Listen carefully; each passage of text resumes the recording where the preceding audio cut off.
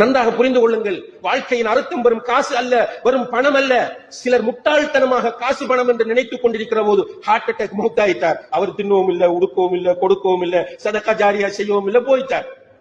இங்க பிள்ளைகள் சண்டை சொத்தை பங்கீடு செய்யறதுல கோர்ட் கேஸ், இரத்த உறவுகள் முறிந்து நிற்கின்றன. காசு அல்ல லைஃபினுடைய நோக்கம்.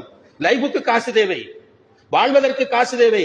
ஆனால் வாழ்வதே காசுக்காக என்று நினைத்துக் கொண்டிருக்கிற முட்டாள்களே, வாழ்வதே பணத்திற்காகத்தான், வாழ்க்கையே காசுக்காகத்தான் என்று நினைத்துக் கொண்டிருக்கிறவர்கள் எல்லோரும் முட்டாள்கள், மடையர்கள், அறிவிலிகள், ஜாகில்கள், வாழ்க்கையை புரியாத மனித வடிவத்தில் சுற்றுகிற மனிதர் அல்லாதவர்கள் அவர்கள். நம்ம வாழ்றது காசுக்காக அல்ல. காசு எங்க யாரு கொண்டு போனா? எத்தனை எத்தனை பணக்காரர்கள் வந்தார்கள், லிஸ்ட் மாறிக்கொண்டே இருக்கிறது. டாப் 10 பணக்காரர்கள். அடுத்த முறை பார்த்து அந்த டாப் 10 அவர் இல்ல. மௌத்து என்ன பண்ண அந்த காசை வைத்து?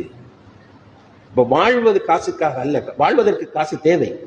ஆனால் அன்புள்ள சகோதரர்களை, வாழ்க்கை என்பது கணவன், மனைவி, பிள்ளைகள், பெற்றோர் எல்லோரும் மகிழ்ச்சியாக சந்தோஷமாக வாழ்ந்து, எல்லோரும் வீட்டில காலையில் எழும்பி குர்ஆன் ஓதுறது, இரவைக்கு குர்ஆன் ஓதுறது, எல்லாரும் ஒரு பயானுக்கு போறது, எல்லாரும் பீச்சுக்கு ஒரு என்டர்டைன்மெண்ட்டுக்காக போறது, எல்லாரும் மக்காவுக்கு உம்ராக்கு போறது, ஹஜ்ஜிக்கு போறது, அல்லது குடும்பத்தோட சேர்ந்து ஒரு டூர் போறது, ஒரு கல்யாணம் வரக்குள்ள எல்லாரும் சேர்ந்து செய்யறது. இதான் வாழ்க்கை.